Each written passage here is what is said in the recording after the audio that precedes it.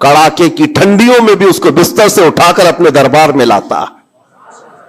जिससे रब तबारक व तआला राजी है उसको अपने दरबार में लगाए रखता है। वो रात हो कि दिन हो कि सुबह हो कि दोपहर हो, वो बंदा दौड़ा हुआ रब ताला के हुजूर पहुंच जाता है। मेरे अजीजों, अपनी अपनी फिक्र करें हम किस कैटेगरी में चल रहे हैं। कहीं ऐसी जिंदगी नहीं गुजर रही है कि हमारा रब हमसे राजी ना हो, नाराज हो।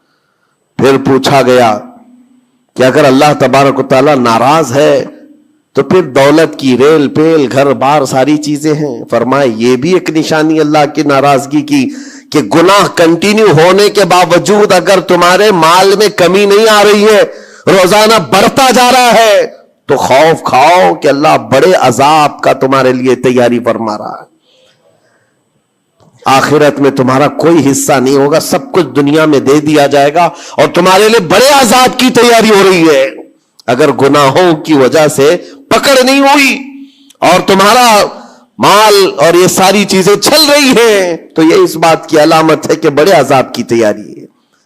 अजीजान गिरामी वक़ार, कोई इस बात के लिए खुशहाल होकर के न रह जाए कि मेरा तो कुछ नहीं है, सब कुछ अच्छा चल रहा है, गुनाह भी कर रहा हूं, झूठ भी बोल रहा हूं, नाउज़ु बिल्लाहि मिन ज़ालिक, आंखें भी बदकारी कर रही हैं, कुछ तो जिना में भी हैं, कुछ डकैत में भी हैं, चोरी में हैं, पता नहीं कैसी कैसी बलाओं में मुब्तला है, लेकिन उनका हाल यह है कि नहीं ठीक है, दौलत की रेल पेल सब अच्छा खासा है, माल सब कुछ फरावानी है। तो ये मत समझना, कुरान कहता है वला यहसबन्नल्लज़ीना यबखलून बिमा आताहुमुल्लाहु मिन फज़ली। एक जगह वला यहसबन्नल्लज़ीना कफरू अन्नमा नुमली लहुम खैरुल लिअनफुसिहिम इन्नमा नुमली लहुम लियज़दादू इस्मा वलहुम अज़ाबुम मुहीन। अल्लाह फरमाता है जो लोग हमसे दूर हो रहे हैं वो ये मत समझें कि अल्लाह ताला के बारगाह में वो अच्छा कर रहे हैं, बल्कि रब ताला फरमाता है इन्नमा नुमली लहुम, हम उनको ढील इसलिए दे रहे ताकि वो और गुनाह कर ले, लियज़दादू इस्मा, और गुनाह कर ले। फिर एक दिन अचानक दर्दनाक जिल्लत वाला अजाब होगा, जिल्लत वाला अजाब होगा। कुरान पाक में रब ताला फरमाता वला तकुनु कल्लज़ीना नसुल्लाह फअंसाहुम अनफुसहुम, तुम उन लोगों की तरह मत होना जो अल्लाह को भूल गए। जो इबादत से दूर होता है यह अल्लाह के गजब की निशानी है, अल्लाह उससे नाराज है। अगर इबादत में नहीं आ पा रहा है, नमाजें उसकी कंप्लीट नहीं हो रही है, तो अल्लाह नाराज है उससे। और कुरान में रब ताला फरमाता है, यह सूरह हश्र की आखिरी आयतों में से है, मशहूर आयत, वला तकुनु कल्लज़ीना नसुल्लाह, जो अल्लाह को भूल गए थे वैसे मत बनो, वरना क्या होगा। रब फरमाता फअंसाहुम अनफुसहुम, अल्लाह उनको खुद अपने आप को भुला देगा, यानी तुम्हें ऐसा बना दिया जाएगा कि तुमको खुद याद नहीं होगा तुम कौन हो, भूल जाओगे। क़यामत के दिन भी ऐसे बहुत होंगे जिनको खुद पता नहीं होगा कि क्या थे, बल्कि मरने के वक्त भी कई लोग अपना नाम तक भूल जाते हैं। उनसे पूछा जाए, इसीलिए तो कलमा पढ़ने की तलकीन की जाती है कि आप वहां बैठ करके कलमा पढ़ते रहो, वरना वो भूलता चला जाएगा, भूलता चला जाएगा। ऐसी कैफियत में आता है बंदा कि वो खुद अपने आप को भूल जाता है। और रब ताला फरमाता है कि जिन लोगों ने अल्लाह को भुला दिया, अल्लाह उनको भुला देगा खुद का, उनकी जात ऐसी बन जाएगी कि वो खुद अपने आप को भूल चुके होंगे। अजीजान गिरामी वक़ार, जो निशानियां बताई गई हैं उनको चुन चुन करके देखो, कहीं मेरी जिंदगी में आ तो नहीं गई है। दिल का सख्त होना यह बहुत बड़ी अलामत है। और दिल सख्त है ये कैसे पता चले। फरमाया गया कि मस्जिद में अगर ज्यादा देर बैठने की ख्वाहिश नहीं होती है तो दिल काला है, अगर कुरान पढ़ने में दिल नहीं लगता है तो दिल सख्त हो चुका है। उठाओ कुरान हाथ में, देखो कितनी देर पढ़ सकते हो, और मोबाइल को घंटों चला सकते हो। मोबाइल की स्क्रीन पर तुम आंखें जमाए बैठे रहते हो, जबकि उसी मोबाइल में कुरान भी है लेकिन वो खुलता नहीं है। और कुरान अगर नहीं खुल पा रहा है तुमसे और सफा दो सफा नहीं पढ़ पा रहे हो तो तुम्हारा दिल काला हो चुका है, दिल सख्त है। ये तीन अलामतें तो मशहूर हैं। फरमाई गई कि और तीसरी बात यह है कि तुम्हारे जेब में पैसे हो और कोई साइल और फकीर आया और तुम उसके लिए सदका नहीं कर पा रहे हो तो दिल तुम्हारा पत्थर हो चुका है। یہ دل کے سختی کی علامت ہے.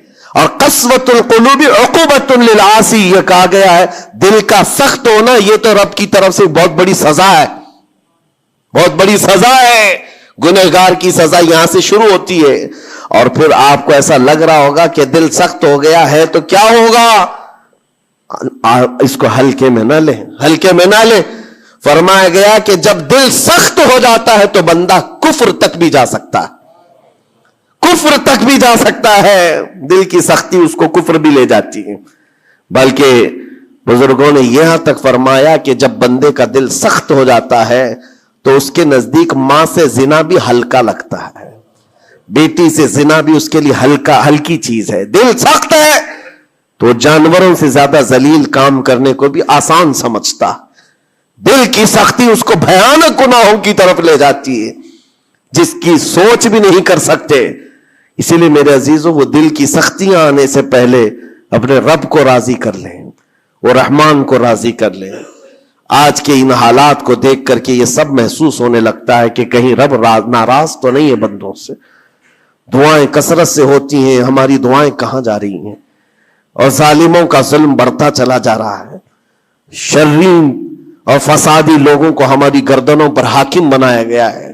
یہ سب رب تعالیٰ کے غضب کے علامات ہیں.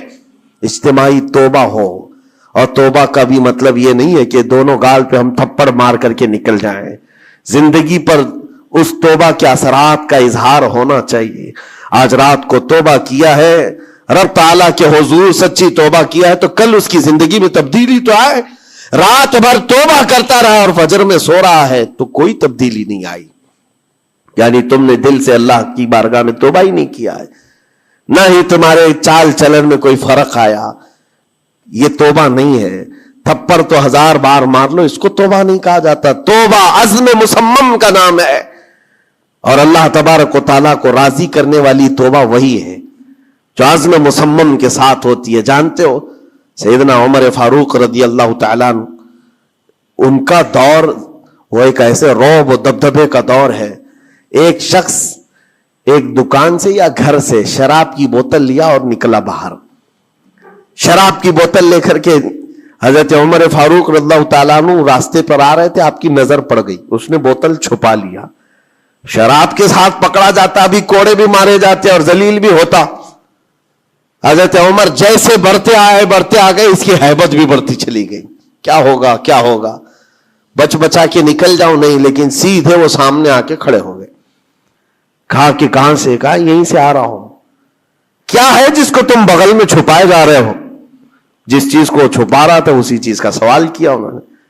اس بندے نے کہا کچھ نہیں امیر المومنین، دودھ کی بوتل ہے، دودھ کی بوتل ہے، میں چھپایا ہوا ہوں، آپ آ رہے تھے آپ کی عظمت میں. حضرت عمر فاروق رضی اللہ تعالیٰ عنہ کی دوربین نظر جانتی تھی.